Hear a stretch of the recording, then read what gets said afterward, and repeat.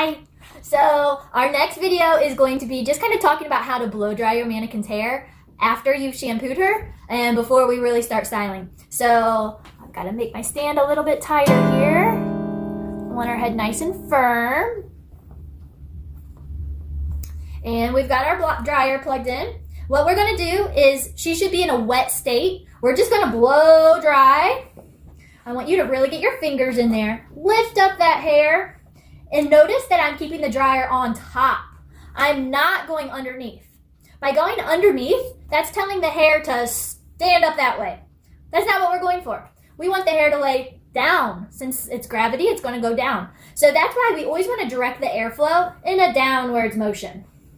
Okay, so as you're going through, if you notice there's too much hair and it's kind of wet underneath still, but your top's dry, you can go ahead and pin some of that up. We learned our half up technique. And continue drying down. So we're not using a brush this time. We're just using our hands and completely letting that hair dry however it wants to dry by holding a downwards motion.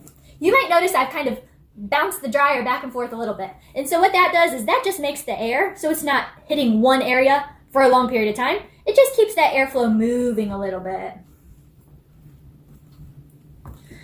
It's okay to move side to side to make sure you get underneath. You can release that clip whenever and keep going through. So what you're going for is that she is 100% dry. And so take your hands and run them through her hair. You might notice areas are still a little bit damp or they're not completely dry yet. So just get back on those areas and keep drying it. Again, my mannequin's not wet, but yours will be. So your finished look will look something like mine after it's already been dried. So again, start from wet and then you'll end up dry, keeping that airflow going downwards. And if you'd like, you can try some of the different attachments, but you can also, like I said, use it just like this.